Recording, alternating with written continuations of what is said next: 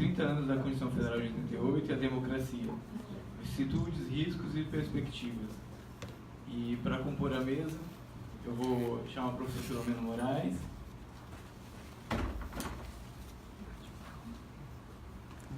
Professor Filomeno Moraes possui graduação em Direito pela Universidade Federal do Ceará, mestrado em Ciência Política pelo Instituto Universitário de Pesquisa do Rio de Janeiro, livre docência em Ciência Política pela Universidade Estadual do Ceará, doutorado em Direito pela USP. Atualmente é professor titular do Programa de Pós-Graduação em Direito Constitucional e mestrado e doutorado da Universidade de Fortaleza, parecerista de diversas revistas jurídicas, com uma vasta e densa produção acadêmica. Também para compor a mesa eu vou chamar o professor Marcelo Roseno. O professor Marcelo Roseno é graduado em Direito pela Universidade de Fortaleza, pós-graduado em Direito Público e Processual Civil pela UFC, mestre e doutor em Direito Constitucional pela Unifor, professor assistente pela Universidade de Fortaleza, juiz estadual no Ceará, docente e formador da Escola Superior da Magistratura do Ceará e tem experiência na área do direito eleitoral, atuando principalmente nos seguintes temas: direitos políticos, organização judiciária eleitoral e inegibilidades. É autor de diversos artigos, parecerista de revistas. Também, para compor a mesa, vamos chamar o professor Rômulo Guilherme Leitão. O professor Rômulo possui graduação em Direito pela Universidade de Direito da Universidade Federal do Ceará, especialização em Direito Público pela Universidade Federal do Ceará, mestrado em Direito Constitucional pela Universidade de Fortaleza, doutorado em Direito Constitucional pela Universidade de Fortaleza, com doutorado de sanduíche em Boston, University of Massachusetts, e pós-doutorado em Ciência Política pela mesma universidade. É procurador municipal, nível 20, da Prefeitura Municipal de Fortaleza, docente do programa de pós-graduação, mestrado e doutorado em Direito da Unifor e do programa de mestrado em Direito e Gestão de Conflitos da mesma universidade.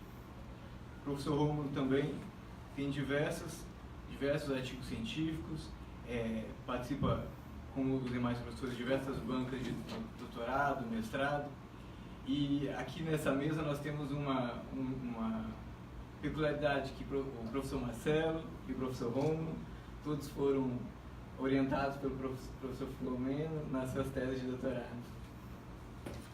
E o que é interessante também no que a gente vai trazer aqui é que são discussões acadêmicas, mas pautadas também pela prática. A professora Gina, sempre quando faz as apresentações dela, diz sobre a teoria e a prática, e nós temos aqui pessoas que vão falar sobre a ciência política, sobre a Constituição e que atuam diretamente nessa área, nas suas atividades práticas. O professor Filomeno Moraes já foi juiz do Tribunal Regional Eleitoral, o Dr. Marcelo Roseno já foi assessor da presidência, também do mesmo tribunal. O professor Rômulo atua na Procuradoria Municipal, então conhece a fundo também a questão da política, em relação a isso. Eu aprendi foi na Câmara, como diretor-geral. Foi, no dia da Câmara. Pronto, vou passar aqui a palavra para o professor Filomeno, pelo tempo de 20 minutos. Professor, mas o senhor fica à vontade. Não, até 20, né? Vamos ver se isso aqui está. Esse aqui tá bom.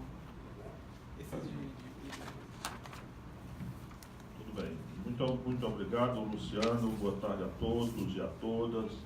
É com muita satisfação que eu estou aqui também nesta mesa, com a presença de pessoas que me são muito gratas, tanto do ponto de vista intelectual como do ponto de vista afetivo.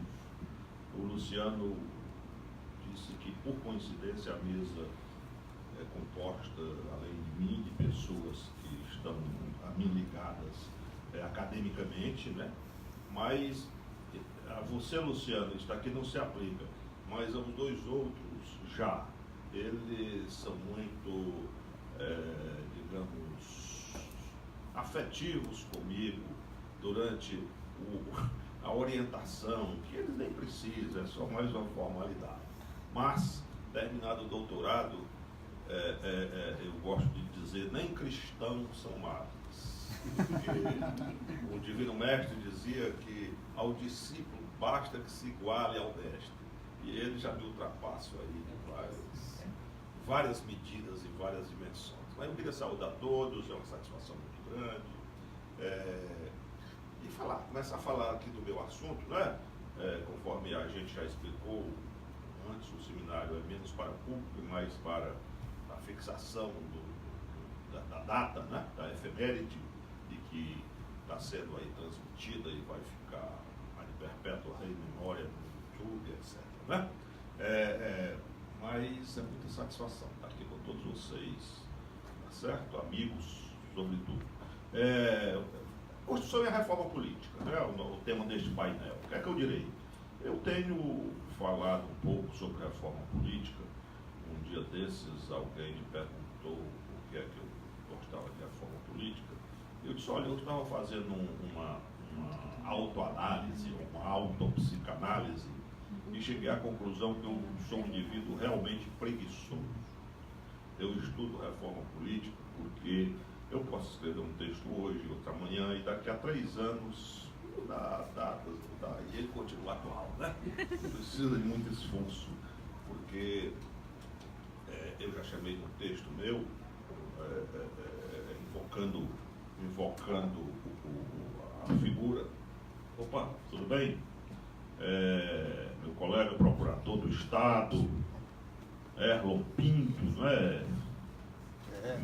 Mestre pela Universidade de Fortaleza e futuro doutorando, tá certo? Sim, aí eu chamei num texto do eterno retorno, invocando a metáfora nietzschiana, né? do eterno retorno, não é? Aquela história de que um determinado indivíduo tinha um demônio que toda noite voltava, né? E causando pesadelos. A reforma política não sei se é só pesadelo, né? Mas ela vive neste eterno retorno, né? Em 1860 e alguma coisa, um publicista brasileiro escreveu um livro que é publicado pela Biblioteca do Senado, chamado Reforma Política, no qual ele diz que naquele momento o Brasil só tinha pouco mais de 40 anos de vida parlamentar, já haviam passado pelas câmaras mais de 80 luminosos processos de reforma eleitoral, né? Naquele tempo, tá certo? E lá para cá a coisa aumentou, né? Eu também gosto muito de repetir uma butade do nosso grande pensador da política, o nosso cearense José de Alencar, que num discurso famoso na Câmara Imperial, na Câmara dos Deputados, dos Representantes, ele diz que no Brasil, naquela época, em matéria eleitoral, já se havia experimentado de tudo, dos distritos, do não distrito, do distrito de um elemento, do distrito de 3, né? Ele diz que só faltava uma coisa, era a eleição direta, né? Aí ele dizia que o sistema político brasileiro era um doente sem remédio, né? Para o qual o médico se fazia como aquele médico que já experimentou todos os remédios com o doente, não tem mais jeito, aí de travesseiro, né? Então, segundo ele, o Brasil era assim. Eu sou um pouco mais otimista em relação a isto, né?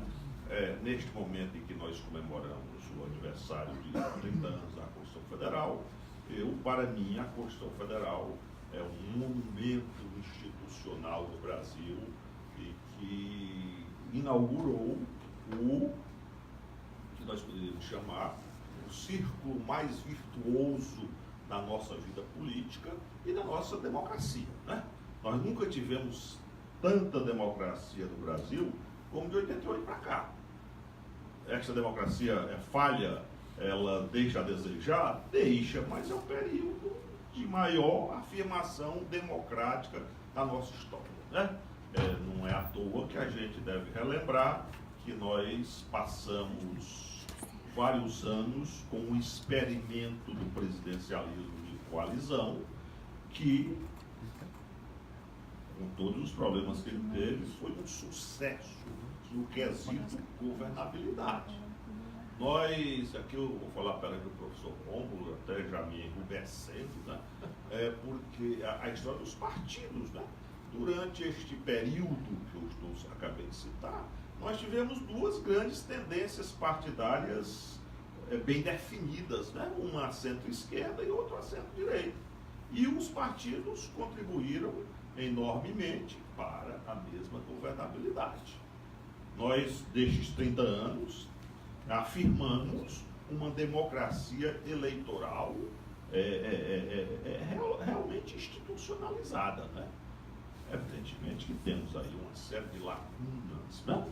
Eu gostaria já que o tempo é muito curto, né?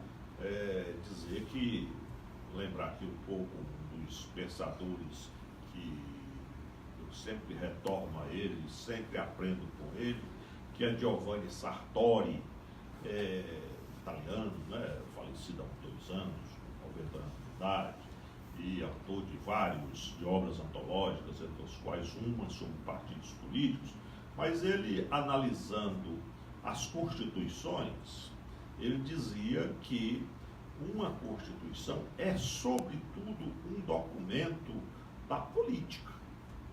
Evidentemente que, a partir dos anos 30, as constituições adquirem aquela sua faceta social e econômica, né? O constitucionalismo social que evolui com a experiência dos países ibéricos, sobretudo, né? 1976 em Portugal, 1978 em Espanha, com as duas constituições que nós poderíamos denominar de dirigentes, né? Nas palavras do professor Canutilho, são constituições carregadas de a expressão é dele, né? Entre aspas, carregadas de programaticidade, né? Mas, retornando ao Sartori, sobretudo há uma Constituição, a Constituição é a formulação de uma moldura de governo, né? Ou de uma moldura de governação, né? Recuperemos a Declaração dos Direitos do Homem e do Cidadão, né, de 1789, quando lá no artigo 16 pode-se ler que todo aquele Estado em que não há separação de poderes e nem declaração de direitos, né, não tem Constituição.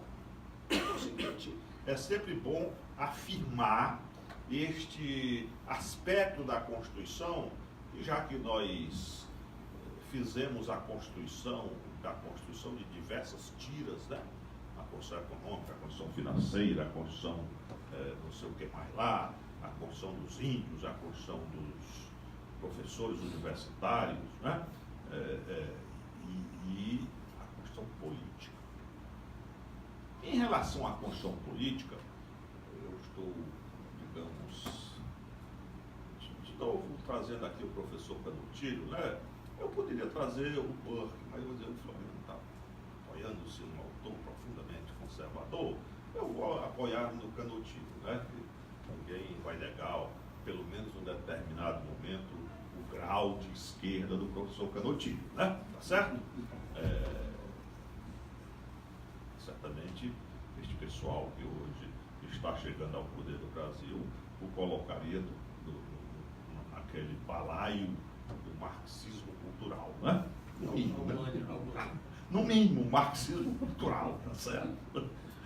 Mas o professor Canutilho diz que uma Constituição é presente, mas ao mesmo tempo é passado e é futuro, né? Então, se a Constituição é presente, eu queria, é passado, eu queria retornar à nossa tradição republicana. A tradição republicana de 1891, o primeiro texto constitucional republicano, que instituiu as instituições, que criou, né, digamos assim, as instituições basilares da Constituição Política brasileira até hoje. Quais são elas? Presidencialismo, bicameralismo eletivo, né, Câmara e Senado, federalismo, separação de poderes à moda de Montesquieu, né, tripartida, e uma instituição que que só se criaria nos anos 30, né?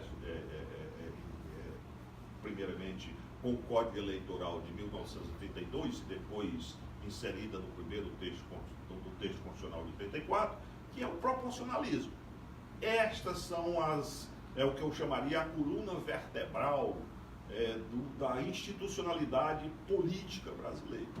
Que nós temos praticamente uma mais de 100 anos de evolução e a outra mais de 80 anos, quase 90 anos já, né? Então, eu quero crer que a Constituição de 1988 retomou estas instituições e deu a ela um caráter bastante democrático, tá certo? Então, o meu sentido de uma reforma política é sempre na direção de que ela deve ser incremental, deve ser marginal, isto é, ela não é substituir o presidencialismo pelo parlamentarismo, o federalismo pelo unitarismo, a separação de poderes tripartida por uma separação de poderes à moda de Benjamin Constant, ou outro autor anterior, ou um desses que propõe a separação do Estado em 8 poderes, e assim por diante, né? A minha concepção de uma reforma, estou convicto de que sempre estamos a precisar de uma reforma política, né? Mas esta reforma política no Brasil, diferentemente do que alguns partidos políticos, algumas lideranças políticas, alguns eminentes membros da academia brasileira, do jornalismo político brasileiro, com esta sua mania de não deixar pedra sobre pedra e querer substituir tudo. Instituições políticas são como vinhos, se bem conservados, eles tendem a se valorizar, se bem conservados, né? Aí a gente olha aqui alguns países que talvez tenham uma afirmação democrática, eu não vou citar por todos, vou citar a Inglaterra, que pelo menos desde os anos 30 do século XIX faz modificações marginais ou incrementais no seu sistema político, né? No seu sistema político. Eu sou absolutamente contrário a estas reformas aí, idiotas sobretudo, né? Para citar também, uma vez por todas, vou citar o Jair Nicolau, um artigo seu escrito há alguns anos, o título é este, né? De como, se querendo chegar à Alemanha, se chega à Bolívia. O que é? No Brasil é uma renitência da história de um voto distrital misto que existe na Alemanha, que os americanos criaram artificialmente para evitar que o Partido Comunista lograsse a maioria, né? Lograsse a maioria. A Bolívia adotou uma época este sistema, né? E a coisa foi pior do que a encomenda, né? O resultado foi... Então, digamos, muitas vezes, em matéria de instituições, o Oliveira Viana o Alberto Torres, Oliveira Viana e outros já alertavam lá nos anos 20, 30 do século passado a diferença entre o país real e o país legal e o país artificial, sobretudo, por conta do que se chamaria de um fetichismo institucional. Nós acharmos que uma instituição que é boa para os Estados Unidos é boa para o Brasil, ou vice-versa, né? Ou vice-versa. Certo? Minha concepção é esta. Eu acho que os meus colegas aqui vão falar de vários aspectos a respeito da reforma política. Minha preocupação maior é com aquela que diz respeito ao presidencialismo. Eu acho que o nosso grande problema hoje no Brasil, nós vivenciamos um período aí de 16 anos, pelo menos, 8 anos de Fernando Henrique, 8 anos do Lula, talvez o primeiro mandato da Dilma, em que o presidencialismo de coalizão funcionou razoavelmente. Razoavelmente, né? Ultimamente ele se degringolou, por diversos motivos, tá certo? Mas E me parece que nós não vamos ter um futuro sem presidencialismo de coalizão. Pelo contrário, né? Se nos governos Fernando Henrique, Lula, nós tínhamos um alto grau de fracionalização ou fragmentação partidária, hoje nós chegamos ao ápice. Nós nos aproximamos de 30 partidos, né, com representação na Câmara dos Deputados. Podia ser 30 ou 50, contanto que 3 ou 4 formulassem uma maioria razoável. Mas não tem. Uma das coisas que dizia que o golpe justificava o golpe de 64 era a anarquia partidária. O Brasil, naquele momento, tinha 13 partidos com representação na Câmara. 3 partidos, PDE, PSD, PTB e UDN, encerravam mais de 80% das cadeiras. O restante não era partido, era partido político com representação, mas não era relevante. Agora nós não temos mais isso. O partido que tem mais votos, que tem mais cadeiras na última, oriundas da última eleição, quem é? É o PT, não é? Que não chega a 60. É 1/10 do Congresso Nacional, da Câmara dos Deputados. Então, essa é uma questão muito complicada. Por conseguinte, me parece que a questão do presidencialismo de coalizão ainda se põe. Bom, temos que ter engenho e arte para fazer com que ela possa renascer de uma forma democrática e republicana, né? Mas não me parece que seja uma carta fora de baralho. Mas nós temos um problema muito sério, né? É que no Brasil, governos que não têm maioria na Câmara dos Deputados ou no Congresso Nacional, eles não perduram. Getúlio Vargas, Jânio Quadros, João Goulart, Fernando Collor de Mello e Dilma. Algumas pessoas vão dizer que não, isso aí foi um golpe. Eu tenho a impressão que essa história do golpe, ela encobre diversas nuances na análise do processo, né? Na análise do processo. Não é a Dilma em si. Quem não tem competência política ou capacidade política de fazer uma maioria. Este é um problema sério. E nós, em 20 anos, tivemos 2 impeachments. O autor argentino, professor dos Estados Unidos, né, Aníbal Pérez Liñán, tem um livro sobre el juicio político, né, o impeachment, né, dos países da Latinoamérica, onde ele arrola e faz lá uma série de considerações e conclusões que o impeachment tem sido utilizado em diversos países, com diversos graus de barbarismo político ou não, né? Mas alguns extremamente bárbaros, né? Lembremos daquele caso lá da América Central, né? Que levaram o homem de pijama e decretaram o impeachment do homem, etc, etc. Né? Aquele do Paraguai, em que a legislação paraguaia é muito flexível, né? E que permitiu que o processo todo ocorresse em 48 horas. Mas temos processos muito mais tensos, prolongados, como foi do Brasil, do Fernando Collor de Mello e da Dilma Rousseff, né?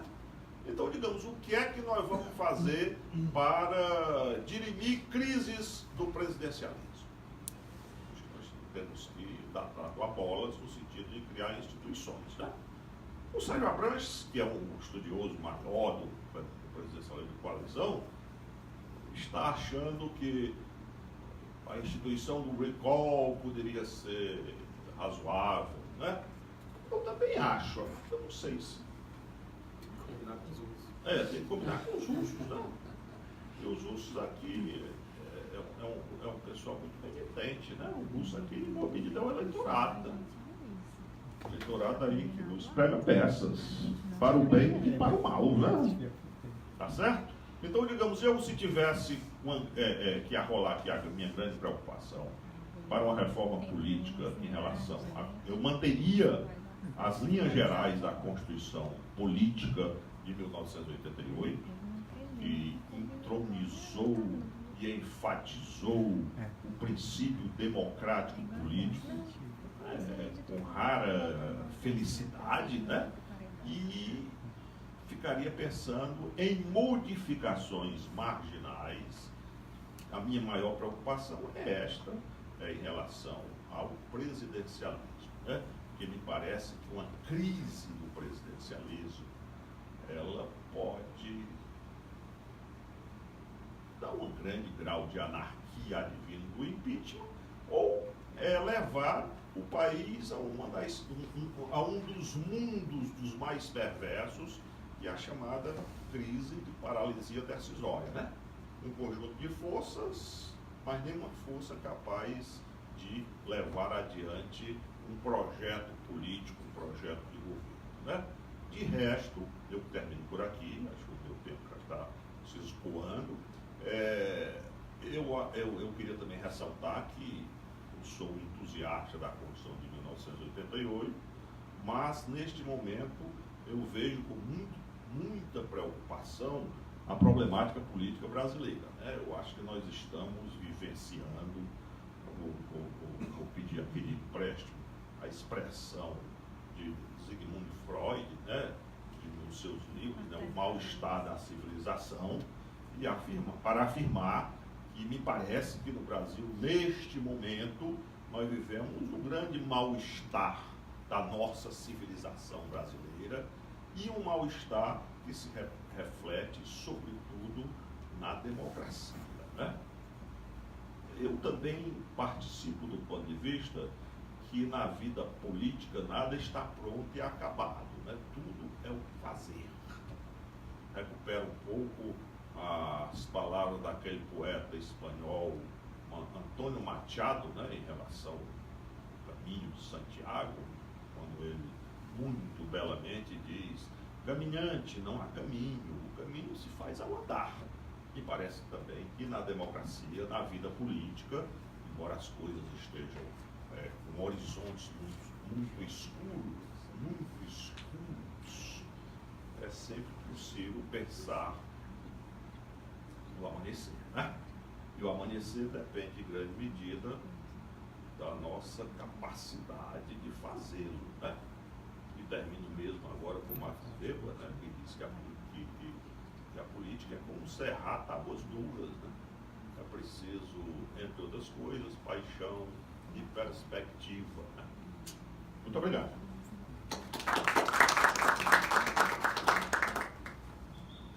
Obrigado, professor Filomeno. Sempre leve na exposição e consegue ser tão denso no conteúdo que traz para a gente. Agora, próximo da segunda ordem do painel, eu vou passar a palavra para o professor Marcelo Rosendo.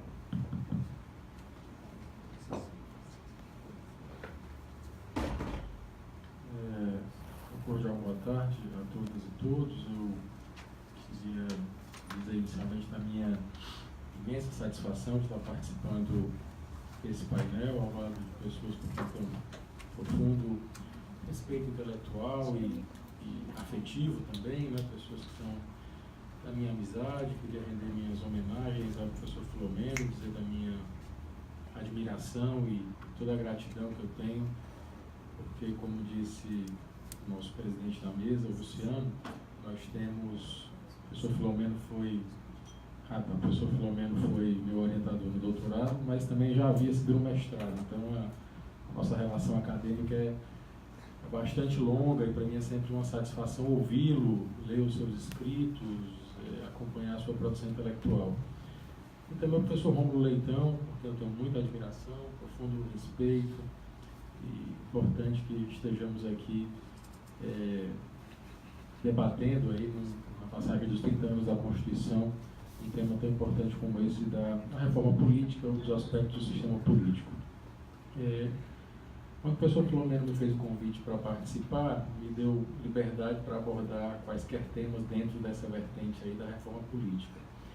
E como nós estamos aí diante de um momento de passagem dos 30 anos, né, da Constituição, me veio a ideia de talvez tentar estabelecer algum paralelo sobre o modelo que o Constituinte originário idealizou, né, aquele que foi de fato promulgado em 88 é aquele que nós temos hoje. O professor Flomeno tem um trabalho em que fala que no Brasil, especialmente quanto à reforma política, nós vivemos um certo furor reformista, essa ideia de que há sempre se persegue sempre a ideia da reforma.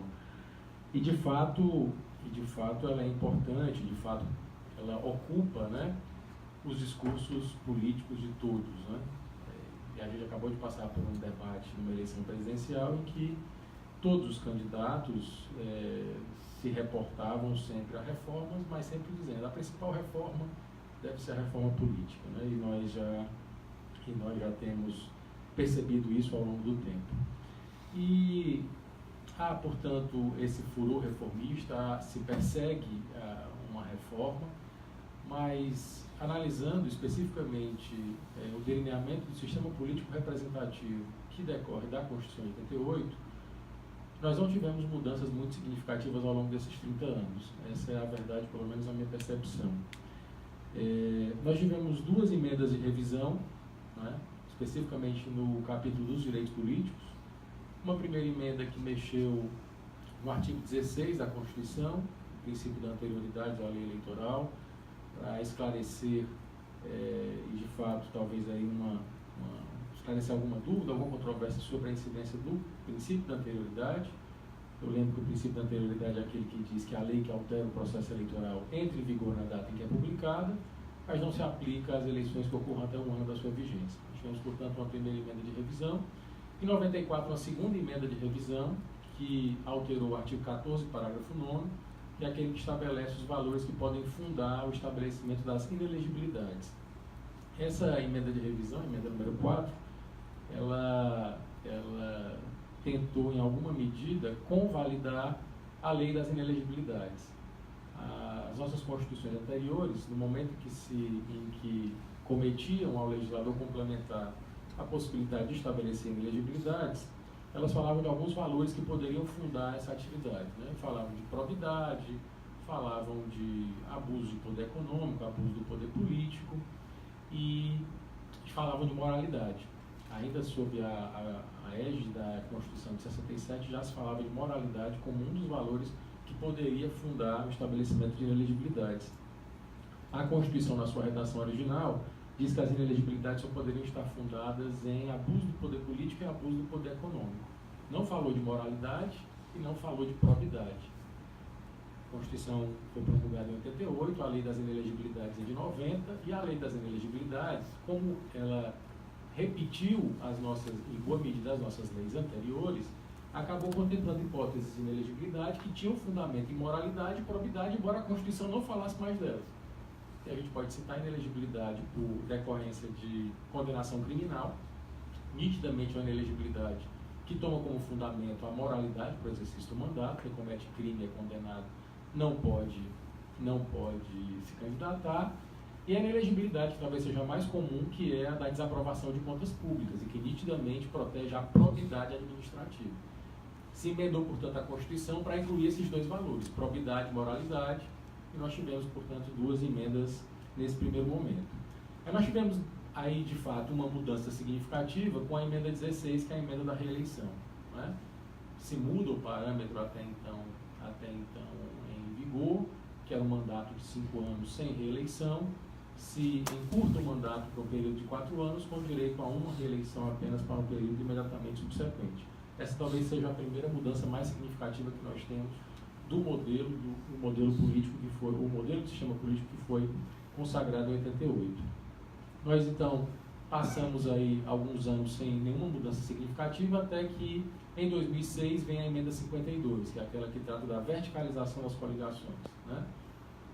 A verticalização, na verdade, surgiu por uma resolução do TSE, se aplicou em 2 eleições, as eleições de 2002 e as eleições de 2006, estabelecendo que as coligações que os partidos faziam no plano nacional condicionariam aquelas que seriam possíveis no plano dos estados, né? O TSE, inclusive, chama essa história da verticalização de princípio da coerência. Se nós estamos disputando no plano nacional, não devemos estar unidos nos estados. O Supremo, em duas oportunidades, manteve a verticalização das coligações, que surgiu por uma resolução do TSE, que se dizia estava apenas interpretando um dispositivo da lei das eleições, até que em 2006, numa nítida reação à decisão do Supremo, o Congresso aprovou a emenda 52 e disse, incluiu lá uma expressão no artigo 17, dizendo que os partidos tinham ampla liberdade para definir as suas coligações sem vinculação no plano nacional e no plano dos estados. E aí essa também é uma mudança que talvez derrubou a verticalização, mas eu não diria uma mudança central do nosso sistema político. E nós avançamos então para uma terceira mudança mais significativa e mais recente, que foi a da emenda 97, com a extinção das coligações nas eleições proporcionais e a principal mudança, que é o estabelecimento da cláusula de desempenho, né? A lei dos partidos políticos, que é de 95, já trazia uma cláusula de desempenho, que deveria ter entrado em vigor em 2006, e finalmente, quando ela ia entrar em vigor, o Supremo, então, declarou inconstitucional, né? Entendeu que a cláusula de barreira violava o pluripartidarismo, violava o princípio democrático, e então derrubou a cláusula de barreira, que retorna agora pela via da emenda constitucional. Com uma certa dúvida, né, se o Supremo ainda assim fará alguma incursão sobre esse tema da cláusula de barreira, ou cláusula de desempenho. A cláusula de desempenho, segundo as minhas anotações, eu anotei aqui, a cláusula de desempenho ela talvez represente a introdução no plano da Constituição de um vetor muito sentido há alguns anos no Brasil em nível infraconstitucional, no nível da legislação ordinária, que é exatamente a concentração nos grandes partidos. Uma espécie de superioridade dos grandes partidos. As tentativas de reforma política que têm sido feitas no Brasil nos últimos anos, elas têm, me parece, essa vertente muito clara de concentração de poder nas grandes máquinas partidárias em detrimento dos partidos menores. Isso é um tema que me preocupa de forma particular, porque é um tema, ou foi o tema da minha pesquisa aqui no PPGD durante o doutorado, que é exatamente o princípio da igualdade de oportunidades nas disputas eleitorais ou nas competições eleitorais. Como o nosso ordenamento, especialmente o ordenamento infraconstitucional, tem tratado uma diretriz clara da Constituição de que nós devemos ter igualdade de chances nas disputas eleitorais. Então, nós, a partir da emenda 97, vem ao plano da Constituição, a partir do estabelecimento da cláusula de desempenho e da sua consequência mais clara, que é retirar de alguns partidos o direito de acesso ao rádio e à TV e aos recursos do fundo partidário, né? E nós já tivemos, a partir da eleição de 2018, o primeiro efeito, né? A primeira aplicação da cláusula, que, segundo o que se revelou depois, acabou por alcançar 14 partidos dos 35. Né?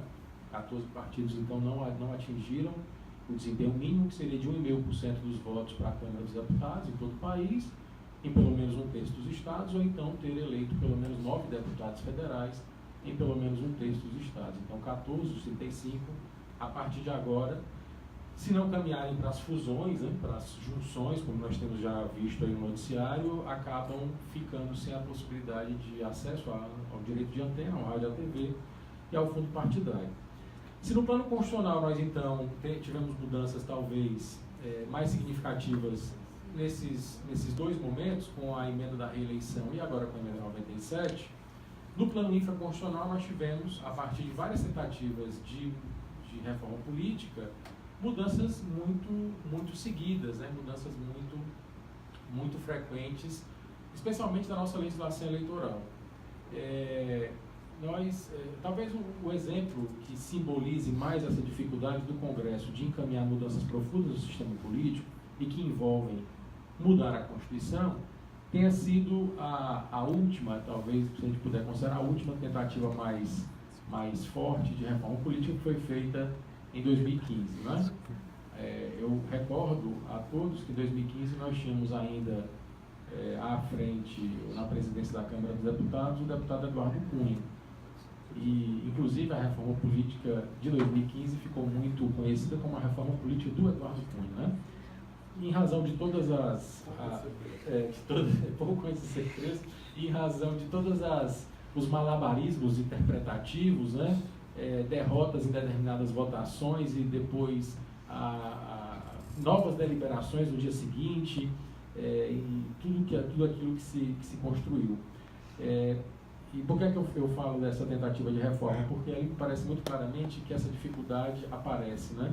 Nós tínhamos mudanças que envolveriam alterar a Constituição, havia uma parte da reforma política que demandava mudar a Constituição e uma parte que demandava mudar a lei ordinária. O bloco que envolvia só mudar a lei e caminhou separadamente foi aprovado. O que envolvia mudar a Constituição não caminhou. A Lei 13.165, que é exatamente a lei que veicula a reforma política nesse campo infraconstitucional, é interessante porque ela diz assim, considerando as mudanças na Constituição que acabaram não acontecendo, ou seja, uma lei que complementaria mudanças na Constituição que nunca ocorreram porque o bloco que envolvia mudar a Constituição não foi adiante em razão de uma série de dificuldades de construção de consensos em torno dessa última tentativa. Eu lembro que esse bloco que alteraria a Constituição, ele constitucionalizava as doações empresariais, né? Àquela altura já havia uma decisão da maioria do Supremo no sentido da incompatibilidade com a Constituição das doações empresariais. O ministro Gilmar Mendes pediu vista, né? E aí a gente teve um lapso talvez de mais de um ano com esse pedido de vistas, e nesse meio tempo a Câmara tentou constitucionalizar as doações empresariais para com isso talvez prejudicar a declaração de inconstitucionalidade. Como acabou não acontecendo, o Supremo depois acabou concluindo a sua votação e nós tivemos então a declaração da inconstitucionalidade e depois o veto, né? A Lei 13.165 ainda contemplou doações empresariais, mas a então presidente Dilma vetou, já considerando a decisão firmada pelo Supremo. Nesse plano infraconstitucional, quando eu falo dessa história especialmente da desigualdade, da desigualdade entre os partidos, da concentração de poder nas grandes máquinas partidárias, eu trouxe aqui alguns exemplos bem rápidos. Nós temos um fundo partidário que prevê que só 5% dos recursos serão divididos igualmente entre todos os partidos. 95% proporcionalmente, 5% apenas são divididos igualmente entre todos os partidos. E agora, com a cláusula de desempenho, 14 deles não terão acesso sequer a esses 5% que são divididos igualmente. Os critérios de acesso, de rateio do acesso gratuito ao rádio e à TV. A Lei 9.504 originalmente estabelecia que 1/3 do tempo de acesso ao rádio e à TV deveria ser rateado igualitariamente entre todos os candidatos. O parâmetro atual fala em 10%, ou seja, nós saímos de 33,3% para 10% do tempo divididos igualmente. Agora, com a cláusula de desempenho, né, os partidos continuam, mesmo sem ter atingido a cláusula de desempenho, me parece que pelo menos o direito de participar da propaganda eleitoral deveriam ter, uma vez que a propaganda partidária foi extinta para a criação do Fundo de Financiamento de Campanha. O acesso aos debates, no acesso aos debates nós tínhamos que bastava ter representação na Câmara e o partido já teria assegurado a participação nos debates no rádio e na TV. Hoje se exige que tenha pelo menos 5 deputados federais, uma bancada de pelo menos 5. Já foi uma exigência de mais de 9, ou seja, precisariam ter 10 deputados, hoje 5. E o mais recente, que é o Fundo Especial de Financiamento de Campanha, o chamado Fundão, né, que representa esse momento de incremento do financiamento público no Brasil, só 2% do fundo divididos igualitariamente.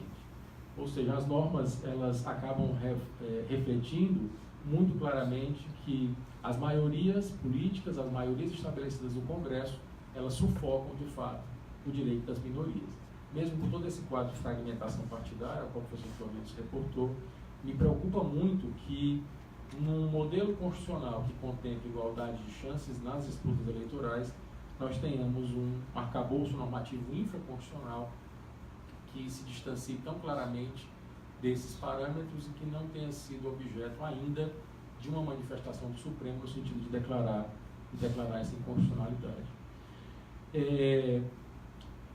Isso é o que se conseguiu mudar, né, no plano infraconstitucional. E nós temos, aliás, isso é o que se conseguiu mudar. Eu alinho aqui só mais alguns pontos, não vou mais tomar muito tempo, mas eu alinho alguns pontos de alteração ainda no plano legal. Um deles foi a tentativa de extirpar as distorções do sistema proporcional, especialmente pelo efeito dos chamados puxadores de votos. Nós tivemos uma alteração do Código Eleitoral em 2015 que estabelece uma votação nominal mínima para que um candidato seja considerado eleito. é um quociente dentro do quociente, né, ter tido pelo menos 10% do quociente eleitoral. Essa é uma mudança no plano infraconstitucional que me pareceu relevante.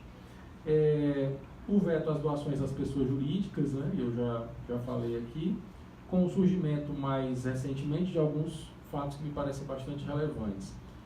O teto de gastos de campanha fixado por lei, isso era algo que já se reclamava há muito tempo, né, que no Brasil nós tivéssemos a lei fixando o máximo que cada candidato poderia gastar. O financiamento coletivo e o incremento do financiamento público através do Fundo Especial de Financiamento de Campanha, que esse ano distribuiu 1,7 bi, né? Mais os 800 milhões do fundo partidário. Nós tivemos um investimento público de 2,5 bilhões no financiamento da atividade política no Brasil em 2018. Caminhando aqui para o final das minhas reflexões, assim, tentando fazer esse parâmetro do que é que mudou na Constituição, e aí nós vimos talvez duas mudanças mais importantes. No plano infraconstitucional, essas sucessivas tentativas de alteração, de fato, têm representado alterações frequentes, né? No campo da legislação eleitoral, inclusive alterações que põem em risco a segurança jurídica, porque são muitas as mudanças, e quando se alia uma legislação que muda muito com com tribunais eleitorais cuja composição também se alterna muito, nós temos há anos sofrido no Brasil com essa insegurança jurídica em relação à atividade da justiça eleitoral.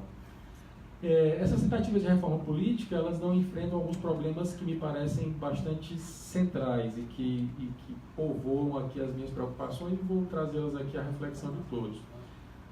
O primeiro que eu listei é a dificuldade do incremento dos mecanismos de participação direta, né? Nós temos sofrido no Brasil, eu digo com a promessa não cumprida da Constituição, que é a história da democracia participativa. Nós não conseguimos ainda caminhar no sentido de equilibrar a representação política com a participação direta da população. Nesses 30 anos nós tivemos um plebiscito e um referendo apenas em caráter nacional. Os projetos de lei de iniciativa popular, de fato, foram em maior número e com mudanças talvez mais significativas. A mais significativa, sem dúvida, a lei da ficha limpa, né, que tem aí produzido efeitos bastante relevantes. Mas, mesmo sendo a iniciativa popular, dentre os mecanismos de participação direta contemplados na Constituição, a que mais recrudesceu, nós ainda sofremos com problemas graves sobre como encaminhá-la. E aí eu trago como exemplo, talvez a última e mais relevante, que é o projeto das 10 medidas contra a corrupção, né? E aí eu não vou fazer incursão ao mérito das propostas e tal, mas por que é que eu trago isso ao debate, ou à nossa reflexão? É porque é um projeto de lei de iniciativa popular que não foi adiante porque a nossa representação política, em alguma medida, pelo menos aos olhos dos autores da proposta, subverteu a proposta, né? Era uma proposta para punir a corrupção e acabou se transformando numa proposta para punir os órgãos de controle, com a história do abuso de autoridade. Então, me parece que isso simboliza, se dos três, plebiscito, referendo e iniciativa popular, a iniciativa popular foi a que mais se mostrou mais relevante nesses 30 anos, nós ainda convivemos com problemas graves como esse. Como a nossa representação se comporta diante de um projeto de lei de iniciativa popular, inclusive a ponto de subverter. E eu lembro isso, inclusive, porque eu tenho acompanhado um pouco aí pelas redes sociais. A Argentina tem feito atualmente um debate muito relevante sobre a tentativa de adotar lá um projeto de lei à semelhança da lei da ficha limpa, né? E tenho acompanhado essa história de como a população tem se mobilizado, parlamentares têm se mobilizado em relação a isso. E fiquei muito particularmente feliz porque eu e o Marlon Reis, que é um colega juiz que já deixou a magistratura, né? Nós há alguns anos tivemos a oportunidade de escrever para o Tribunal Eleitoral do México uma brochura, um livro, em que nós comentávamos a decisão do Supremo sobre a lei da ficha limpa, sobre a constitucionalidade da lei da ficha limpa. É uma série editorial do Tribunal Eleitoral do Poder Judicial da Federação do México chamada Sentenças Relevantes de Cortes Estrangeiras. Nós então publicamos esse livro lá e eu soube recentemente que esse nosso trabalho, que foi publicado no México, tem servido como base, como estudo para esse avanço que tem havido da lei da ficha limpa, ou um projeto de lei da ficha limpa na Argentina. O outro ponto que eu gostaria de trazer, né, além desse, e aí só para fechar esse ponto dos mecanismos de participação direta, parece bastante claro que quem tem defendido a ampliação da participação direta tem se alinhado mais, tem sido identificado mais com o que chama de campo progressista, né? O campo progressista tem entendido que como uma das saídas para esse quadro de crise da democracia representativa seria investir em mecanismos de participação direta. É bem verdade que essa não é uma solução que seja unanimemente aceita, né? Eu confesso que depois do último processo eleitoral no Brasil também tenho me debruçado muito sobre essa questão.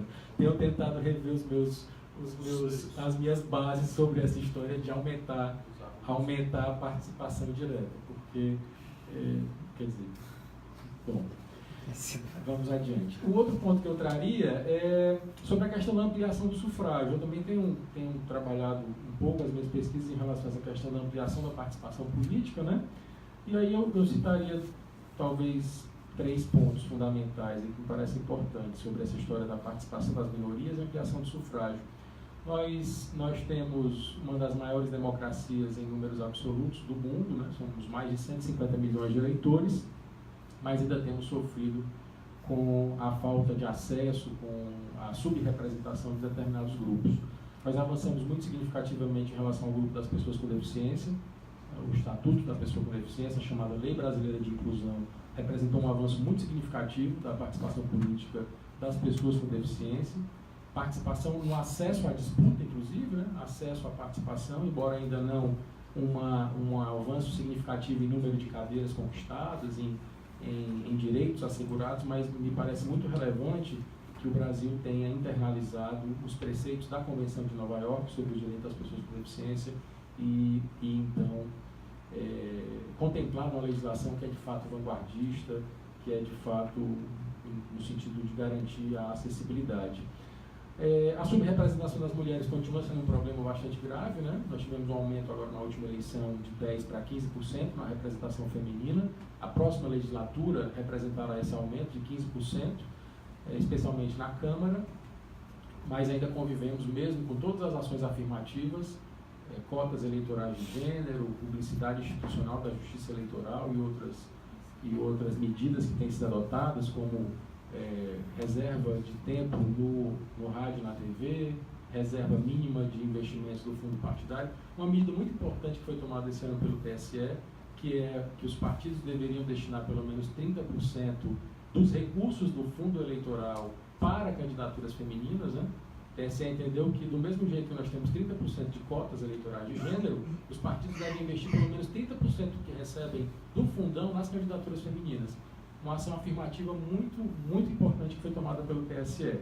E talvez a gente possa até acreditar, embora eu não tenha visto ainda nada mais significativo nessa linha, acreditar que o aumento da participação de 10% para 15% tenha na sua base decisivamente essa questão do aumento de investimentos. Aumento dos investimentos, aumenta a representação feminina. Em relação aos estrangeiros, nós continuamos tendo essa interdição, né? A Constituição interdita a participação política dos estrangeiros. Eu tenho também pesquisado um pouco sobre isso no Congresso Internacional do COMPED em 2017, eu tive a oportunidade de apresentar uma pesquisa, inclusive o professor Filomeno estava coordenando o GT dos Direitos Políticos lá em Braga, e eu tive a oportunidade de apresentar uma pesquisa sobre a questão dos portugueses equiparados, de como Portugal e Brasil, em 72, firmaram um tratado que garantia, né, o direito à reciprocidade, direitos políticos para brasileiros residentes em Portugal e para portugueses residentes no Brasil. Tive a oportunidade de traçar esse paralelo em como Brasil e Portugal, de 72 para cá, trataram a questão do direito de voto dos estrangeiros.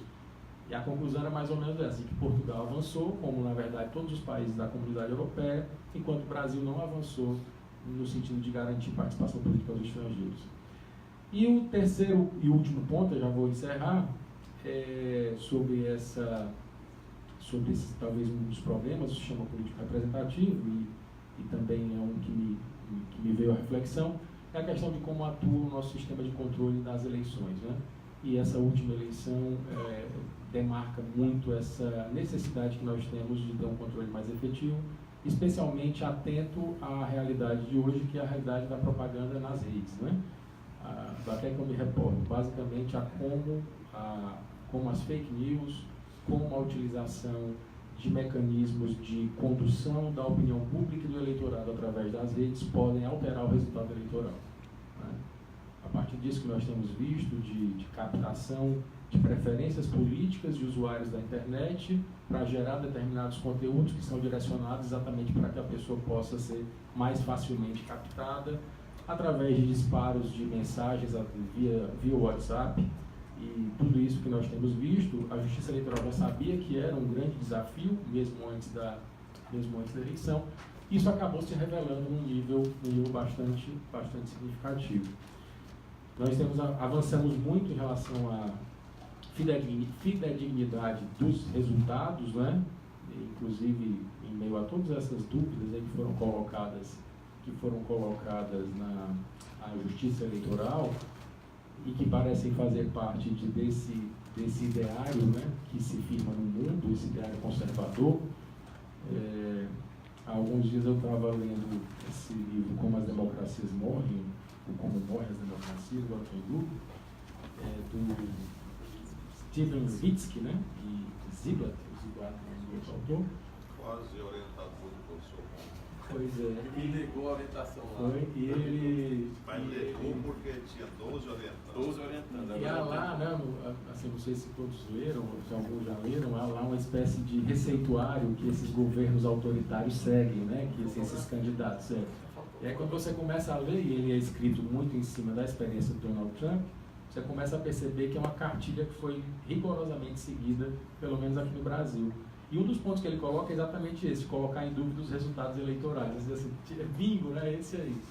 Então, em meio a toda essa discussão, eu acho que é um grande desafio para a Justiça Eleitoral, que já saiu com a imagem bastante arranhada do episódio do julgamento da chapa Dilma Temer, né? Quando a Justiça Eleitoral teve aquele momento de exposição, de protagonismo maciço, no sentido de uma questão que envolvia uma eleição presidencial, já saiu arranhada, me parece, naquele episódio, em razão do resultado.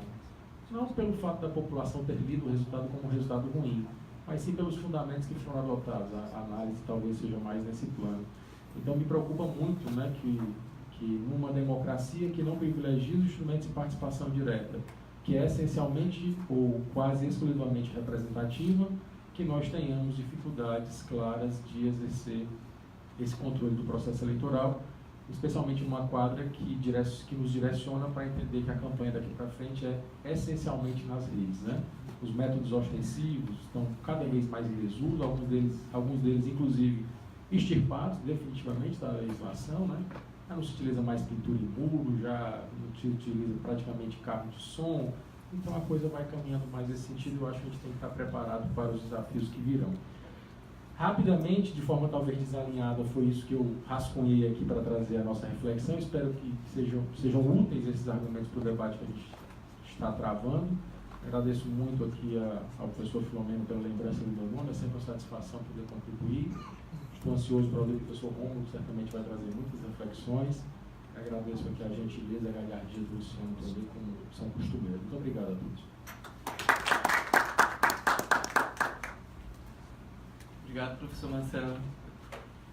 É sempre importante a gente frisar os princípios dos direitos fundamentais, especialmente dentro dos partidos políticos, e a gente acaba muitas vezes deixando isso um pouco de lado, né, na prática. Agora eu vou passar a palavra ao professor Romulo, pelo tempo também de 20 minutos. Bom, boa noite a todos. Queria cumprimentar o meu amigo e mestre Filomeno pelo convite. Pode me convidar, eu sempre digo, pode me convidar quantas vezes quiser para a gente conversar sobre política, que é um prazer, principalmente aqui na minha casa, que é a Unifor. Queria cumprimentar o Marcelo, que eu não sei nem quantos anos eu conheço o Marcelo e o Renato, e de colégio.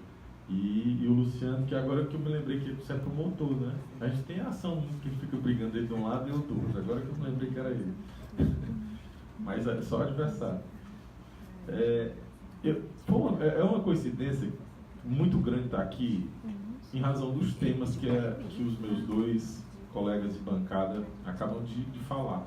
Porque o professor Filomeno falou de presidencialismo de coalizão e o professor Marcelo falou, deu uma revisitada, o que é possível em 20 minutos de revisitar a Constituição de 88 para cá na área de reforma política, principalmente na área de representatividade, reforma eleitoral.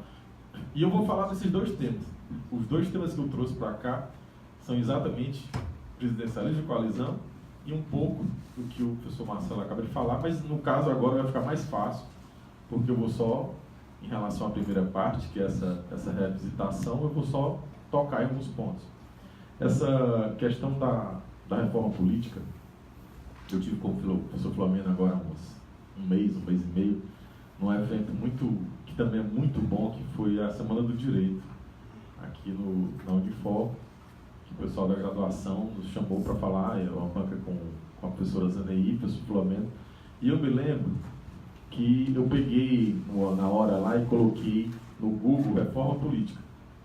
Só reforma política e enter. E apareceram 185 mil títulos, opções de reforma política, entries. 185 mil. E eu fiz agora, quando estava vindo para cá, e apareceram 188 mil entries. É um tema vasto demais. É um retorno haitiano. Então, como é um tema muito vasto, eu fiz um recorte, obviamente que a gente tem que fazer um recorte, e por coincidência é um recorte que toca nos dois temas aqui já apresentados. Então, você com só um desfecho, um medíocre desfecho das duas temáticas já apresentadas. Porque é um tema muito longo e existe uma tendência das pessoas a colocarem muita fé na reforma política. Quando ninguém fala da reforma também do eleitor, a reforma de modos, a reforma da educação, porque essa questão das fake news, Marcelo, vamos tomar a Suécia como parâmetro, mas pode ser qualquer país escandinavo. As fake news que foram difundidas aqui seriam motivo de gargalhadas na Suécia, porque o eleitor não ia mudar o voto por conta daquelas fake news. Então a gente tem um problema mais sério que as fake news, que é o nível de comprometimento com a verdade ou de acesso à informação do eleitorado. É mais grave ainda do que contratar as fake news de dissuadir, de replicar, como é que 85% das pessoas acham que teve o kit gay, que não teve, a chupeta em forma de pênis, que não teve. São coisas inusitadas que a gente viveu. Mas mais grave do que esse fato, realmente, só sendo repetitivo, é a questão de acreditar-se nisso. É uma reforma educacional urgente que tem que ser feita para as pessoas não acreditarem em qualquer coisa que recebam. Isso é um mantra que eu tenho falado para meus alunos da graduação. Então, os dois temas que eu selecionei, o primeiro é uma espécie de posicionamento mais diferente da média, que eu acho que a gente está em permanente reforma política desde 1988, se você considerar 88, mas pode considerar 85 também. A gente está em permanente reforma política no dia a dia, e o Marcelo já antecipou, mas só para eu lembrar aqui, na década de 90, as emendas de revisão, de 93, a de 94, a emenda da reeleição do Fernando Henrique de 97, que tornou possível a reeleição, e isso realmente foi a primeira medida que modificou, porque em 93 não se mudou o sistema, nem a forma do governo, que se tivesse havido era uma reforma muito séria, mas o presidencialismo permaneceu a república presidencialista. Lei complementar de 90, a lei das inexigibilidades, a lei dos partidos políticos, isso aqui são legislações ordinárias, mas não deixam de ser intervenções do tecido político, e pode ser numa cláusula ampla de reforma política, é reforma política. Então, lei das eleições, Lei 9.709 de 98 regulamentou a execução do plebiscito, referendo, iniciativa popular. Projeto Sérgio Machado, 98. Década de 2000, projeto Caiado, em 2003.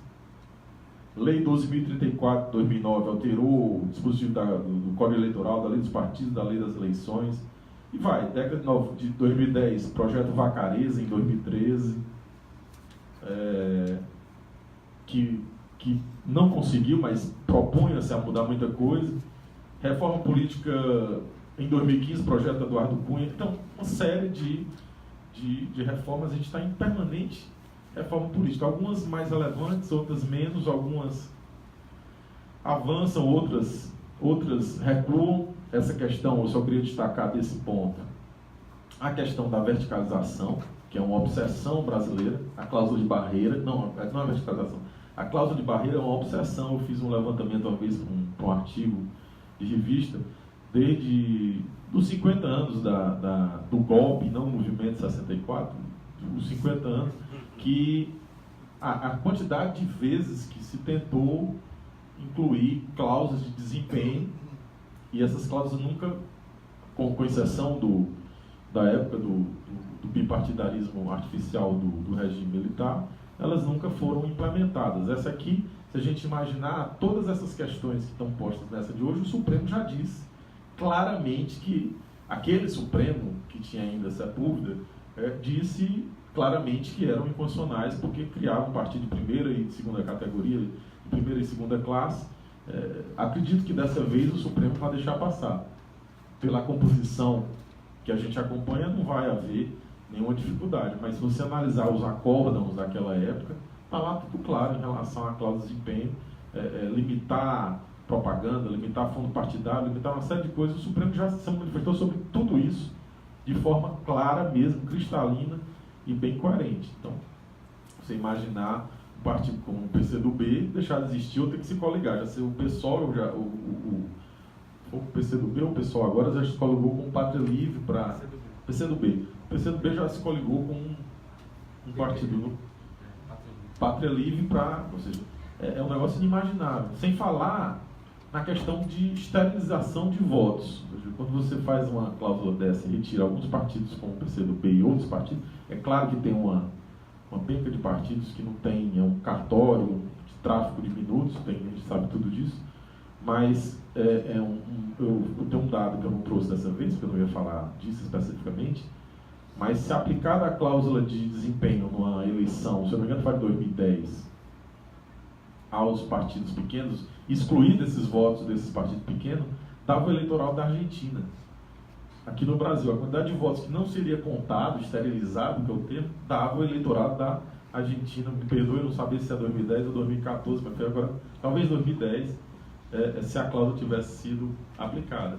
Então, são questões muito relevantes e que a gente vem permanentemente tratando delas como se fosse um eterno retorno Nietzscheano, essa questão da reforma política.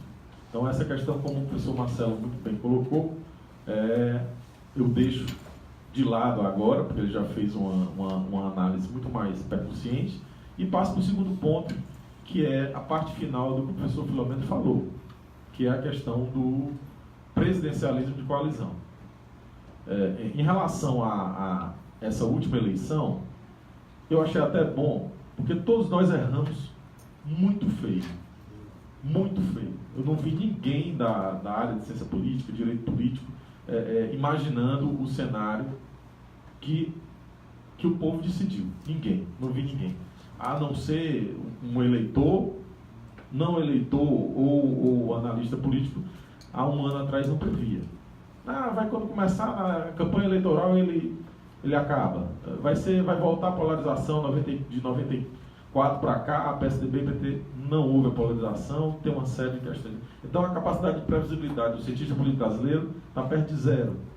Tudo que eu disser aqui, não escrevo, porque a gente está fazendo só suposição, agora mais rebaixado, com o orgulho bem rebaixado, porque não deu para prever. Então, você não tem, sem coligação, 38 segundos, sem dinheiro para propaganda, e ganhou a eleição. Como a gente não conseguiu colocar nos modelos da nossa cabeça, a gente diz que é um fenômeno. Mas na verdade a gente nem previu, nem imaginou que podia acontecer. Fenômeno é quando não está dentro do modelo previamente previsto, né? Previamente escrito. Então, esse fenômeno, vamos chamar de fenômeno, a gente acaba entrando no terreno do imponderável. Imponderável. E por que eu decidi falar, já que foi me dada ampla liberdade, como sempre o professor Filomeno, que foi meu orientador de doutorado, deu, e amigo de longa data, eu resolvi falar de presidencialismo de coalizão porque eu acho que está tendo uma tentativa de reforma do presidencialismo de coalizão. O presidente eleito não está querendo acabar o presidencialismo de coalizão, na minha perspectiva. Ele está mudando os parceiros, mas ele está fazendo uma coalizão com as 3 bancadas, a da bala, da Bíblia e do boi. Simplesmente ele está fazendo uma coalizão com 3 camadas, pode ser camadas ou 3 bancadas temáticas no lugar dos partidos políticos. E no meu ponto de vista isso cria uma grande dificuldade. Antecipa, mas faça a ressalva, não confie em mim, porque realmente a gente não está prevendo. Eu acho, a dinheiro de hoje, que está caminhando para uma grande dificuldade você fazer acordo com as bancadas e não com os partidos políticos. Claro que eu sou suspeito, porque minha pesquisa é sobre a centralidade dos partidos políticos na democracia. Não existe democracia no mundo que não tenha partido político. Então, os partidos políticos têm um papel central nas democracias ocidentais. O que é que se tem aqui? Se a gente pegar os estudos da década de 2000, estudos empíricos, Argelina e Limone, Argelina Figueiredo, sobre coligações, sobre coalizões governamentais, o que é que a gente tem para falar? O modelo que a Constituição brasileira criou é um modelo de protagonismo do presidente da República, do Executivo. Ele tem um poder de agenda, é ele quem decide quais matérias vão ser submetidas ao Congresso. Quase tudo está dentro da atribuição do presidente da República, pouca coisa fica a cargo do Legislativo. As câmaras de vereadores e assembleias legislativas e o próprio Congresso Nacional têm poucas atribuições de deflagrar um processo legislativo, o poder de agenda do presidente. Do outro lado da esplanada, o Congresso Nacional ele tem uma centralização na mesa diretora e no colégio de líderes. Então, o desenho institucional que forçou a adoção do presidencialismo de coalizão poder de agenda do Executivo, centralização das decisões do Legislativo na mesa diretora e no colégio de líderes. O colégio de líderes que tem na Câmara dos Deputados institucionalizado, ele começa lá na Constituinte de 88, quando o saudoso Ulisses Guimarães chamava os líderes partidários para conversar de manhã, para saber o que é que votava à tarde. Então eles ficavam conversando, tinha uma espécie de decisão ali do que é que dava para passar. Bom, isso aqui bota não, que é polêmico, isso aqui vai, então fecha, e eles fechavam. O colégio de líderes começa na Constituinte. Hoje é institucionalizado na Câmara dos Deputados. No Senado, até um tempo atrás, não existia. Então, como vai se fazer uma interlocução, ou uma maioria, ou uma coalizão no âmbito do Congresso Nacional, sem tratar diretamente com os líderes partidários? Porque são os líderes partidários que têm condições de impor à sua bancada a votação em um determinado tema. Porque o acesso a qualquer benefício, poder executivo, clientelismo, fisiologismo, pork barrel, qualquer coisa, ele tem que vir via líder. O líder partidário tem essa capacidade de aglutinar e de forçar, porque ele é um meio de obter-se alguma vantagem nesse sentido. Então, o que é que você faz?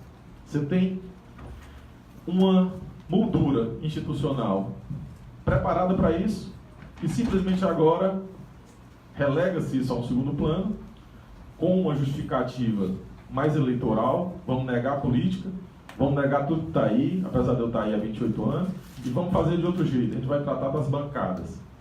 Vamos lá. Bancada da Bíblia evangélica. Fora a temática que ela fecha, ninguém tem ideia como é que ela fecha a reforma da Previdência. Se você pegar a bancada da bala, que é a questão de militares, policiais, questão da diminuição da maioridade penal, você não tem ideia como é que ela fecha a reforma da Previdência sem falar da reforma política, da reforma tributária. Porque ela fecha a questão exclusivamente naqueles temas, mas tem representantes de vários outros partidos. A bancada evangélica tem quase 15 partidos. A bancada da Bíblia tem mais outra dezena. Então, como é que vai ser essa articulação?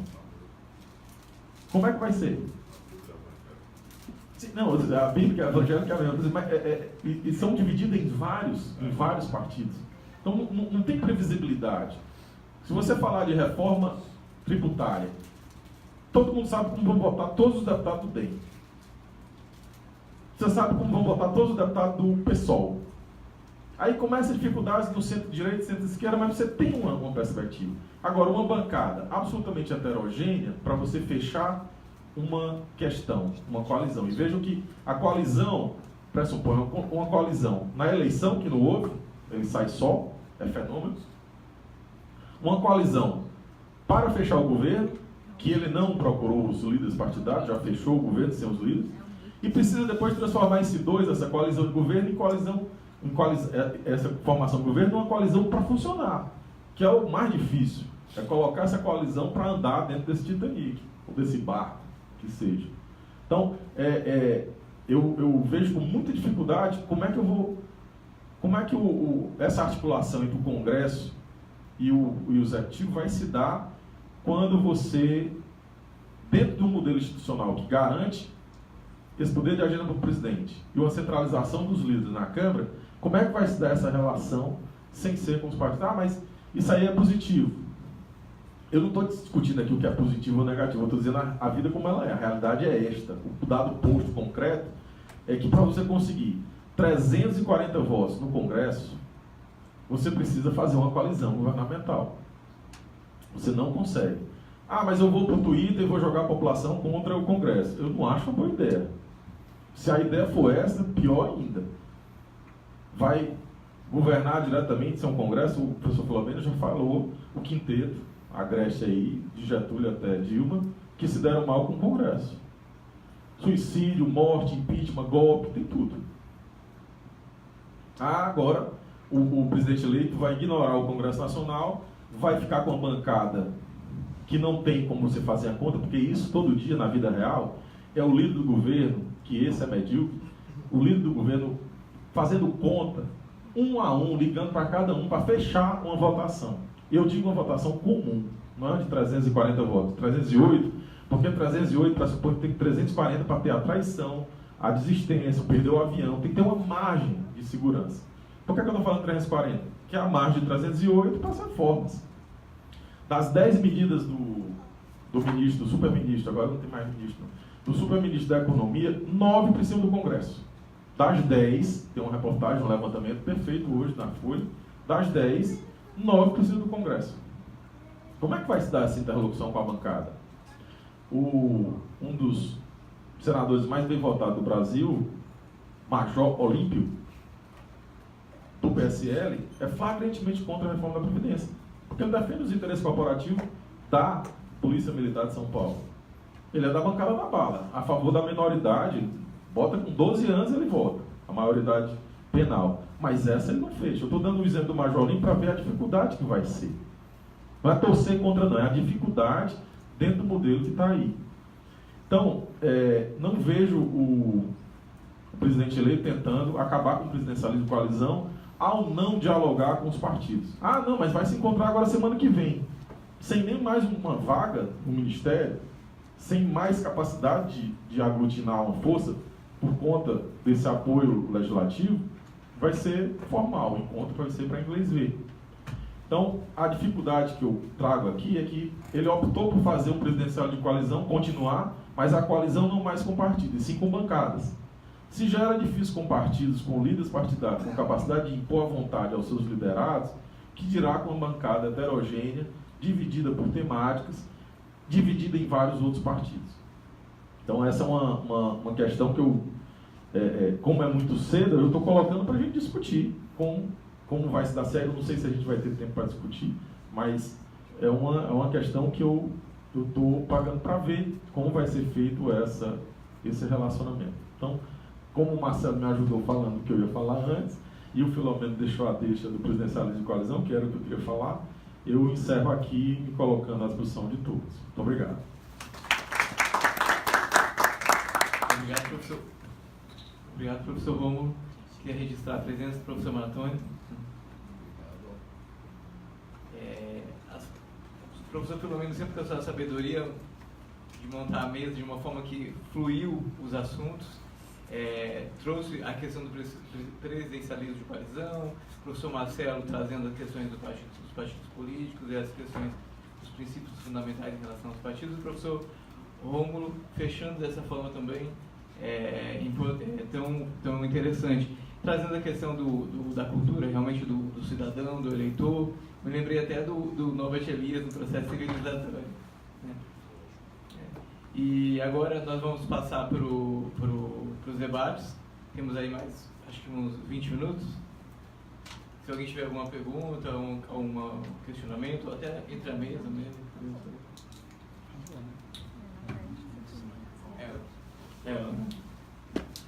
Boa tarde a todos, né? Dizer que dificilmente eu consigo me ausentar do trabalho assim à tarde, mas quando eu vi a excelência da banca, eu disse, não, tenho que dar um jeito e comparecer ao debate.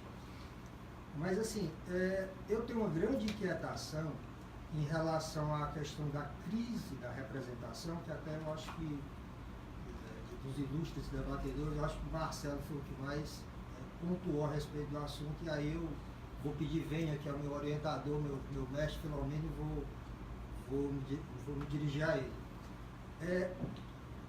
Assim, eu acho que nós discutimos muito pouco veto popular, projeto de lei, né? Referendo à emenda constitucional, tá? Recall, que foi dito aí, né? E me parece que normalmente com a justificativa que o brasileiro não sabe votar, que o brasileiro não exerce cidadania, que o brasileiro...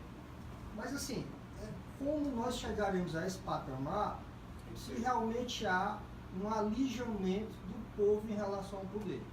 Será que essa história de você não propiciar a oportunidade de uma democracia semi-direta ou participativa, com base nesse suposto elemento cultural, na verdade não abre esse abismo, não sedimenta esse abismo que a gente tem hoje entre representação e população? Então, assim, eu gostaria de ouvir um pouquinho sobre isso, né? Normalmente, quando eu escuto sobre reforma política, esse tema ele é meio que tangenciado, né? Não é um tema tão, pelo menos onde eu tenho visto, né? Não é um tema tão presente, né? E é uma inquietação muito grande que eu tenho, Eu me recordo que houve um projeto de emenda constitucional, acho que foi 8003, que tentava mudar o artigo 14 da Constituição, inserindo isso, né? Era o veto popular, projeto de lei, referendo para a emenda constitucional, recall, e eu acho que é um outro elemento aqui que agora eu não me recordo. E isso nunca foi muito debatido, nunca foi muito falado, nunca foi muito dito, né? E quando se fala de crise de representação e reforma política, normalmente esses sistemas estão ausentes. E eu sou muito simpático a eles, discordo um pouquinho de que o brasileiro não teria condição, né, de exercê-los politicamente. Queria um pouquinho da apreciação do Marcelo e também de toda a banca, se possível. Marcelo? Não, eu acho que o senhor fez uma reflexão perfeita aí, assim, também em cima daquilo que eu havia comentado. A propósito disso que você disse, quando você falava, eu estava lembrando, em 2013, em meio às manifestações da Copa das Confederações, né, aquela história da Escola Padrão FIFA, Hospital Padrão FIFA, e todo mundo muito atônito com aquela história da mobilização das pessoas nas ruas, o presidente Dilma enviou ao Congresso um projeto para tentar fazer uma consulta popular sobre temas da reforma política. Eram, se não me engano, 4 ou 5 temas, né? Envolvia sistemas eleitorais, acho que fim da reeleição, alguns desses temas. A Justiça Eleitoral, inclusive, foi consultada sobre a possibilidade, se não me engano, a proposta dela enviada ao Congresso falava em realizar essa consulta em 90 dias, acho que era mais ou menos assim. E eu vou já chegar ao ponto que eu quero chegar. Naquele momento, havia os três maiores partidos de oposição, que eram o PSDB, o DEM e o PPS, do Roberto Freire, né? eles assinaram um manifesto dizendo que eram contrários ao plebiscito e a favor do referendo. E nesse texto eles diziam, com todas as letras, entendiam que o povo não tinha discernimento para decidir sobre aqueles temas que estavam postos na proposta da então presidente Dilma. Então, assim, há muito essa visão, como eu disse, eu até li um texto esses dias que falava, assim, nesse texto havia essa abordagem, de que quem tem se preocupado mais com a questão do desenho institucional da democracia participativa é de fato o campo progressista, que enxerga na via da democracia participativa uma tentativa de mudança. Como eu disse, também não é algo que não suscite polêmica, né?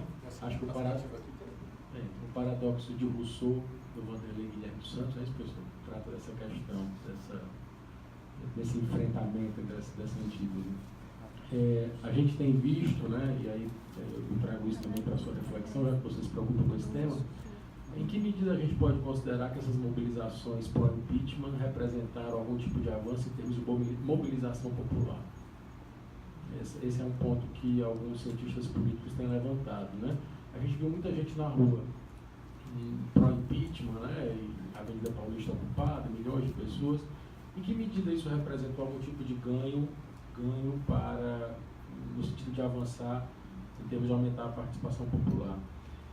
Os reclamos são muitos, né? Assim, no sentido de ampliar, e aí nós temos algumas participações, contribuições seminais, como o professor Paulo Bonavides, né? O professor Boaventura Souza Santos e outros que vão nessa mesma linha, as produções do Leonardo Avritzer também, né? Sempre falando dessa história da gente tentar aumentar a participação direta, os mecanismos de participação direta, mas infelizmente a gente não consegue avançar. Eu acho que eu compartilho dessa ideia que esse argumento de que o povo não tem discernimento, não sabe votar, ele não deve pesar. Eu acho que talvez seja o momento de experimentar. Então, vamos por aqui. E não só no aspecto do plano nacional, mas também no plano local. Até que a gente não estimula, pelo menos no plano local, né? Eu falo isso muito para os alunos da graduação. A gente fala daquela história do viaduto sim e viaduto não, né? O que é que vale mais? Desmatar uma faixa de proteção ambiental para construir uma obra de mobilidade, ou é você privilegiar a obra de mobilidade? A Praça Portugal, você vai privilegiar o patrimônio histórico da cidade para a construção de uma obra de mobilidade ou não? Por que é que ao povo não se dá o direito de, pelo menos nessas questões locais, que a gente pudesse participar? No domingo, 28 de outubro, nós saímos de casa para votar em 10 segundos, né? Você vai lá, digita 3 teclas, e confirma. E eu pensando, até comentei isso, por que não se coloca lá umas 3 ou 4 perguntas para que as pessoas possam decidir, já que a gente não conseguiu ainda avançar em termos de captação de vontades através das redes para essa finalidade, né? A gente não tem ainda. Alguns partidos, aí, algumas experiências de democracia digital que têm recrudescido, têm apostado muito nessa história de uma horizontalidade, de participação através de plataformas digitais, né? O Podemos, na Espanha, parece ser um exemplo bem sucedido dessa história, dessa horizontalidade, de investir muito na participação das pessoas. Mas aqui no Brasil a gente tem tido algumas experiências, mas talvez nada muito significativo, né? Assim, de tentar ampliar, coletivizar mais essa história da construção da política. Tivemos algumas candidaturas coletivas no Brasil esse ano, né? Mas o negócio meio assim, como o ordenamento jurídico não contempla, a coisa meio tratada de forma alátria, assim. Mas eu acho assim, a reflexão é perfeita, sabe? Recall, veto, todos esses instrumentos, eu acho que deveria investir mais nisso. Especialmente na história do recall, né? Como nós tivemos, pelo menos, muito claramente essa história de que o impeachment, para o impeachment não havia crime de responsabilidade, tanto é que não se aplicou a pena. Eu digo que é uma condenação envergonhada, né? Condena, mas não aplica a pena. Aplica metade da pena, fatia a pena e tal. Então, assim, eu acho que o recall talvez fosse uma medida importante, muito embora os países que adotam o recall, salvo engano, não o adotam para a eleição presidencial. São adotados, o recall é adotado para experiências. Acho que nos Estados Unidos para até governador de estado. Mas eu pelo menos não tenho conhecimento de recall para presidente da República. É só uma complementação, que o desenho posto na Constituição é feito para a gente não ser consultado. Quem decide é o Congresso, com exceção da lei de iniciativa popular, quem decide o referendo e o plebiscito é o Congresso. O Congresso de síntese vai submeter a gente. Então, se não houver uma pressão, eu acredito que esse é um dos motivos assim, de ordem prática da não implementação é essa. O outro é a questão também do custo. Ou seja, uma consulta popular dessa é perto de R$1 bilhão. Aproveitar-se as eleições é o que os Estados Unidos fazem com várias perguntas. Mas aqui ainda tem um complicador do baixo nível de escolaridade do eleitor lá, quando vai votar na eleição majoritária, que tem vários, as filas são bem maiores. Quando é prefeito, vereador, é mais fácil. Incluir essas perguntas seria, eu estou falando do ponto de vista evidentemente prático, não é nem da teoria política que eu só raciocínio está correto. Ainda tem essas vicissitudes, né, riscos e perspectivas que impedem O imporia que os políticos em época de eleição se posicionassem sobre temas polêmicos, coisa que eles não querem. se posicionar sobre qualquer tema, né? Eles não querem se posicionar. Você junta com as eleições. Deixa eu dizer também 3 coisinhas. Eu vou começar aqui com um argumento bem grosseiro, quase tosco, que se repete hoje muito por aí. Se a democracia direta realmente fosse virtuosa, as reuniões de condomínio seriam fechadas de sucesso, né? Não são. Depois eu me recordaria de um texto muito seminal de Norberto Bobbio, que eu gosto sempre de lembrar, contido no seu livro O Futuro da Democracia, o capítulo As Promessas Não Cumpridas da Democracia. E aqui tem vários itens que ele arrola da diferença entre as propostas teóricas, político-teóricas e a prática. São vários, né? Mas eu vou me lembrar vou citar 2. Um é a predominância das oligarquias, que a gente vê em várias circunstâncias, e nos partidos políticos, né? E a outra é o cidadão não educado politicamente. Eu me pergunto, se nós consultarmos aqui este auditório, que é muito, embora substantivamente intelectualizado, é muito pequeno numericamente, mas nós vamos ver que aqui cada um tem um prospecto de reforma política. Duvido que a gente entre num consenso aqui na mesa. O Martoni escreveu um antológico artigo do Jornal Povo, viu? Um artigo sine ira et studio, viu? Gostei do seu artigo, professor. Já tinha dito aqui. O Romulo não leu ainda, viu? Uma altura dessa, 4 horas da tarde, ele não leu. Prazo. 6 horas. Estava lutando com prazo. Eu imitando lá o seu grande pensador Hegel, eu sou um cidadão moderno. O jornal é o café da manhã do homem moderno, né? Tá certo? Mas digamos, eu tenho muitos problemas com aceitar determinadas matérias submetidas a um plebiscito. Vocês imaginou colocar no plebiscito se nós preferimos a lista aberta ou a lista fechada? Pena de morte. Não, eu nem estou falando desses aí que nós já temos um resultado antecipado, né? Mas eu estou dizendo dessas questões técnicas. Os cientistas políticos não chegam a um consenso sobre isso. Eu não sei como é que a gente vai explicar. Eu me lembro bem da época do parlamentarismo, que havia as campanhas pró-parlamentarismo e contra, né?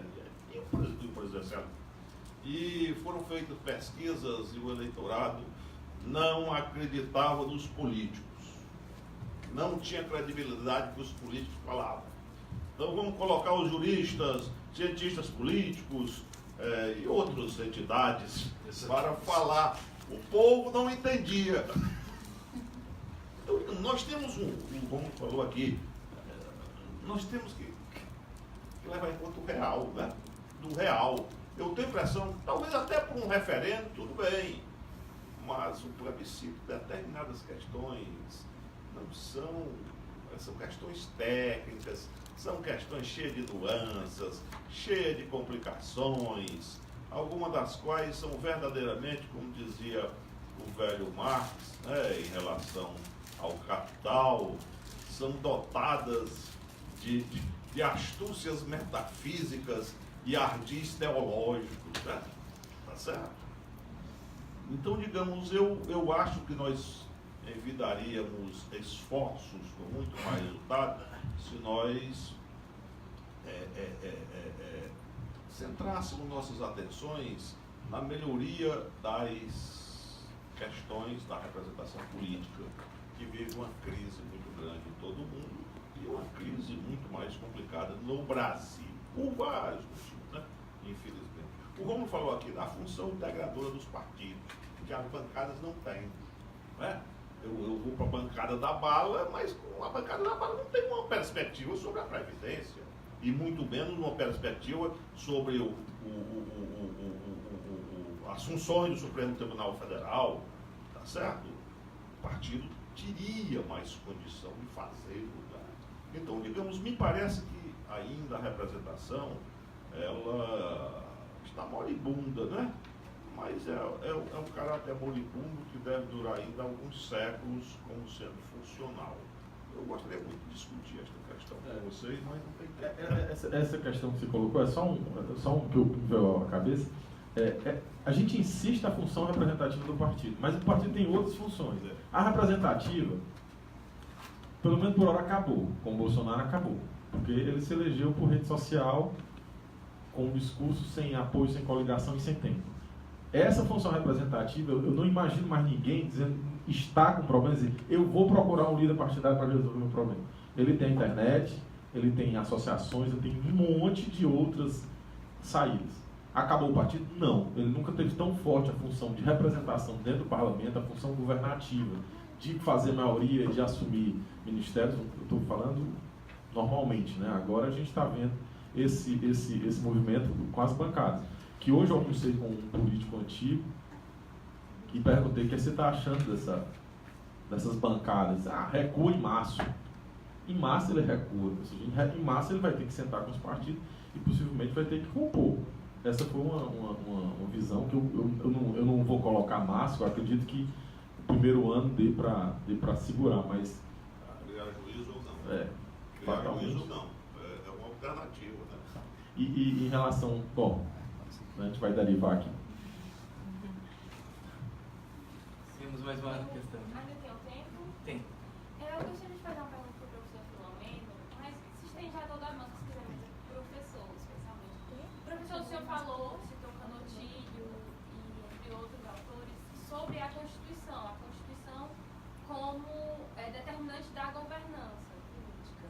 Então, é como se a Constituição decidisse. Mas quem é que controla a Constituição? E eu queria saber onde é que fica o poder político dentro dessa Constituição. Se ele está fora ou se ele está dentro da Constituição.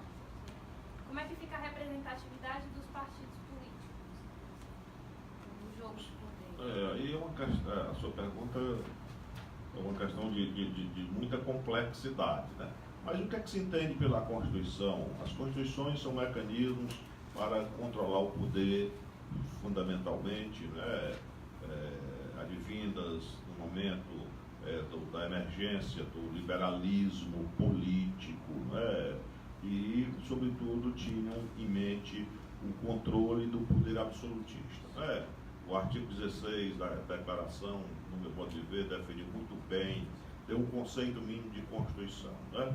O Estado deve ter um documento, uma lei escrita, uma lei fundamental, em que lá esteja contemplada a limitação do poder, né?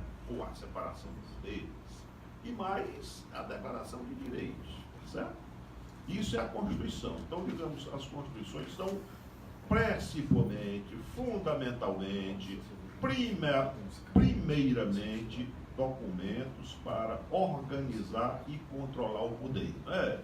Talvez lembrando bem a máxima de Montesquieu, contida no livro 11, capítulo 4, do Espírito das Leis. Todo aquele que tem o poder, a experiência histórica ensina, todo aquele que tem o poder tende a dele abusar, exceto se criarem contra-poderes, né? Então, digamos, este foi o papel da Constituição. Depois, outras Constituições puderam ser tornadas mais virtuosas ou mais perversas, ou torgas e não sei o que mais, ou então enganar através dos princípios e normas, dos princípios e regras contidos nos textos constitucionais, as constituições foram acrescidas diversos outros aspectos, como a questão social, a questão econômica, a questão do planejamento econômico e assim por diante. Mas as constituições são fundamentalmente um mecanismo de organização, de contemplação da organização e limitação do poder. A gente espera que a origem fundamental da Constituição é através de uma manifestação solene do poder constituinte, né?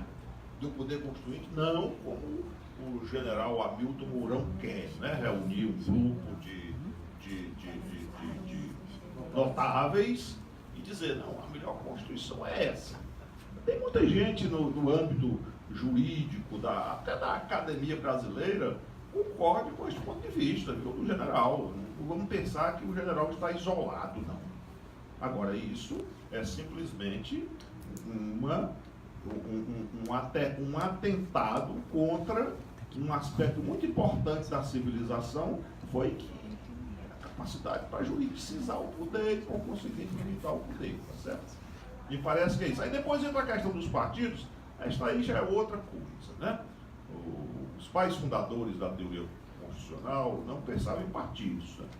Os partidos foram, primeiramente, na teoria, legitimados pelos federalistas, ao dizer que as facções, se você as destrói,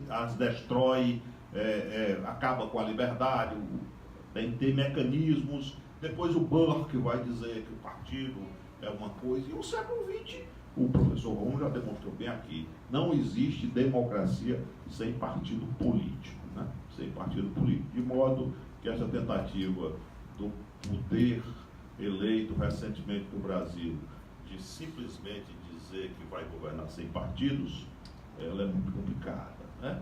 Algumas pessoas, até pessoas sérias, acham que a conservar-se este modo facienda da política, o presidente não duraria 2 anos, né? E, por conseguinte, mais um novo impeachment. Vamos falar de impeachment agora. Rafael, Alguém tem mais uma questão? Quem já está com o nosso tempo bem esgotado, né? Que estamos voltando. Tem alguma colocação para encerrar, professor? não, só dizer que eu estou muito satisfeito de estar aqui com seus pupilos, aprendendo com esses jovens professores. Eu também me sinto honrado de estar aqui hoje e dou por encerrado os trabalhos. Obrigado.